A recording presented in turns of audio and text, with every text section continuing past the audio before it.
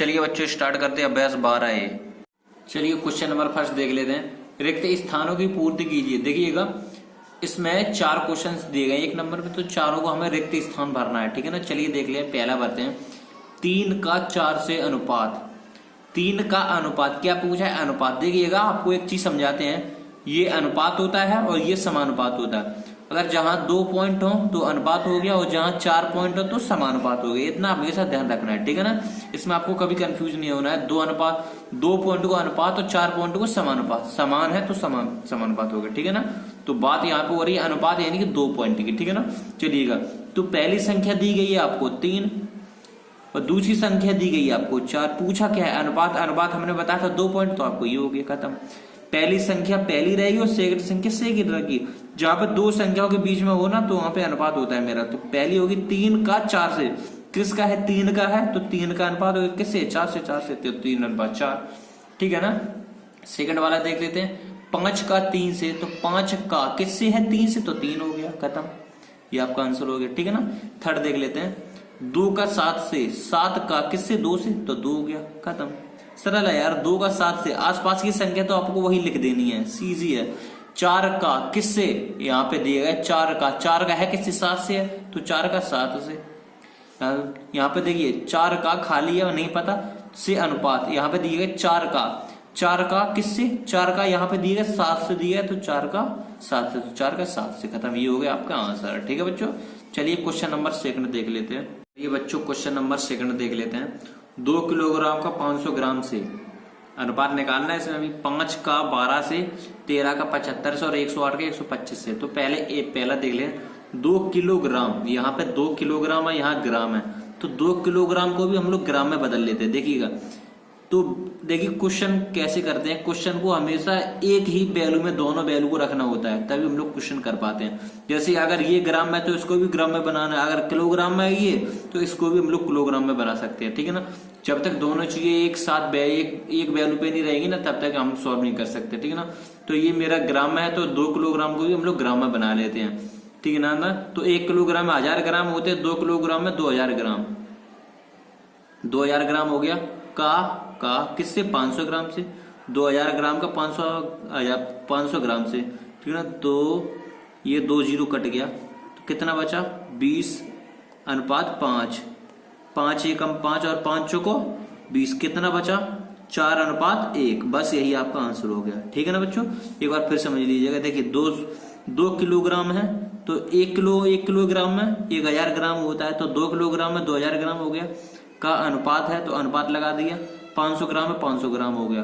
2 zero से 2 zero काट दिया तो यहाँ पे बचा है 20 तो यहाँ पे बचा है 5, तो 20 अनुपात 5 हो गया। तो इन दोनों को काट देंगे। 5 एकम 5 और 5 को 20, तो 4 अनुपात 1 यही आपका आंसर हो गया। ठीक है ना। इसका भी देखते हैं 5 का 12 से। 5 का अनुपात कितने से? 12 से। बस यही आपका आंसर हो गया अनुपात 12 से। अनुपात ही बताना है, अनुपात व्यक्त कीजिए। आपको ये क्वेश्चन पढ़ लेना बस। इसका देखते हैं 13 का 75 से, क्योंकि ये कटते नहीं है ना, ये अभाज्य संख्या है मेरी। 5 अभाज्य 13 अभाज्य, ये कटेंगे नहीं तो ये ऐसे ही रहेगा। 13 अनुपात 75 हो गया। ठीक है ना।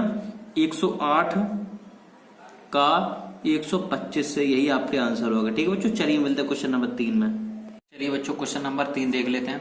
रमेश तथा सीमा के प्रत्येक विषय के प्राप्तांकों को अनुपात में लिखिए।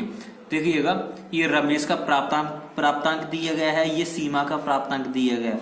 यहाँ पे आपको अनुपात निकालना है और ये आपके विषय दिए गए। ठीक है ना। तो देखिएगा इसमें पहले हम देखते हैं हिंदी में।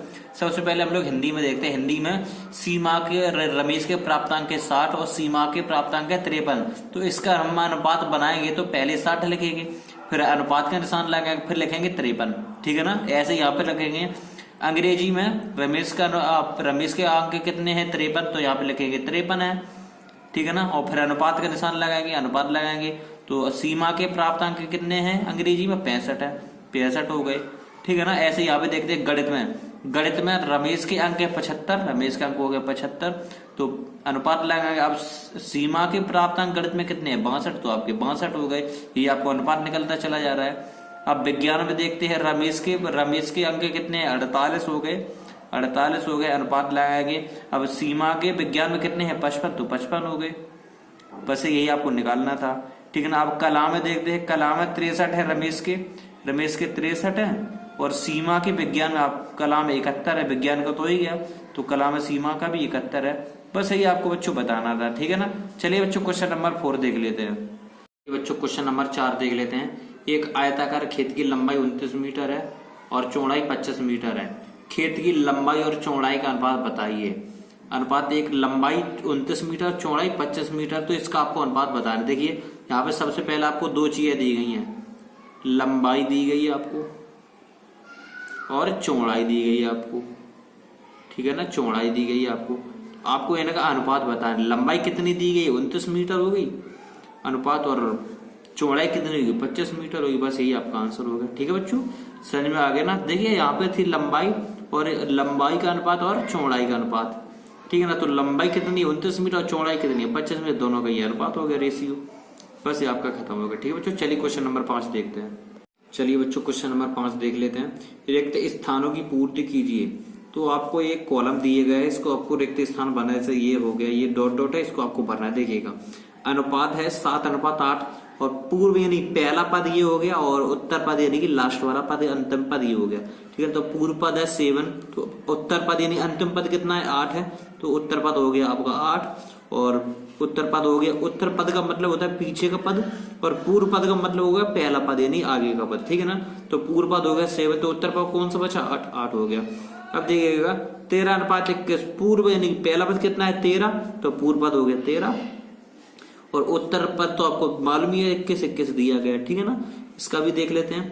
पूर्व पद यानी कि 73:85 का पूर्व यानी पहला पद 73 है, तो पहला 73 हो गया, और फिर उत्तर पद कितना है 85, तो आपका 85 हो गया। बस बच्चों आपको यही निकालना था, ठीक है ना। तो चलिए क्वेश्चन नंबर 6 देख लेते हैं। चलिए बच्चों क्वेश्चन नंबर 6 देख लेते हैं।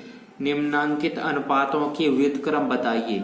तो जो आपको ये अनुपात दिए गए हैं, इनका आपको व्युत्क्रम बताना है। तो आपको सबसे पहले ये देखना है व्युत्क्रम होता क्या है। अगर कहीं भी व्युत्क्रम हो तो व्युत्क्रम का मतलब होता है उल्टा। क्या होता है, उल्टा। व्युत्क्रम का मतलब हमेशा क्या होता है, उल्टा, यानी कि अपोजिट होता है व्युत्क्रम। व्युत्क्रम का मतलब हमेशा उल्टा होता है, ठीक है ना। तो जैसे इसका पहले देखते उल्टा व्युत्क्रम है, तो व्युत्क्रम का मतलब क्या होता है, उल्टा। अगर 14 उधर है तो 14 इधर आ जाएगा, 13 उधर पहुंच जाएगा, ठीक है ना। चलिए इसका पहले देखते व्युत्क्रम। इसका व्युत्क्रम क्या होगा, तो 14 इधर आ जाएगा अनुपात, और 13 3 उधर पहुंच जाएगा, तो 14:3। व्युत्क्रम का मतलब होता है उल्टा। तो पहले 3 तो 3 बाद में चला गया, 14 पहले आ गया, ठीक है ना। ऐसे इसका देख लेते हैं। इसका भी व्युत्क्रम होगा, तो 17 तो 15 पहले, तो 15 चला जाएगा लास्ट में, 17 पहले आ जाएगा, तो उल्टा हो जाता है व्युत्क्रम का मतलब 17:15 हो गया, ठीक है ना। ऐसे ये वाला भी देख लेते हैं। 25:37 है, तो इसका व्युत्क्रम होगा, हो जाएगा 37:25, ठीक है ना। ये हो गया। अब इसका ये भी देख लेते हैं।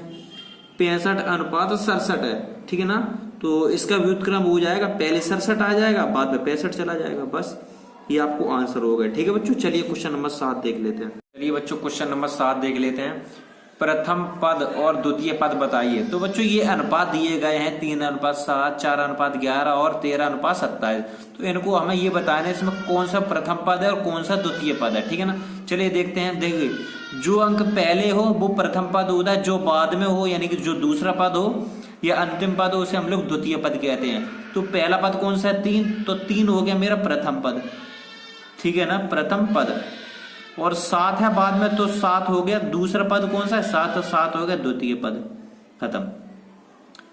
बस आपको ओनली एक कॉन्सेप्ट देखना है, जो पहला अंक है वो हो गया प्रथम पद, प्रथम यानी प्रथम पद, और द्वितीय यानी द्वितीय पद। दूसरा अंक होता है वो द्वितीय पद, जो पहला अंक होता है वो प्रथम पद, ठीक है ना। ऐसे इसमें देखते हैं 4:11, तो पहला अंक कौन सा है 4, तो 4 हो गया प्रथम पद, ठीक है ना, प्रथम पद। अब दूसरा अंक कौन है 11, तो 11 हो गया द्वितीय पद, द्वितीय पद, ठीक है ना। ऐसे ये वाला भी देख लेते हैं। 13:27, तो पहला अंक कौन सा है 13, तो 13 हो गया प्रथम पद, प्रथम पद। और दूसरा कौन सा 27, तो 27 हो गया द्वितीय पद। बच्चों ये चैप्टर भी आपका हो गया खत्म, ठीक है बच्चों। चलिए मिलते हैं अभ्यास 12B में।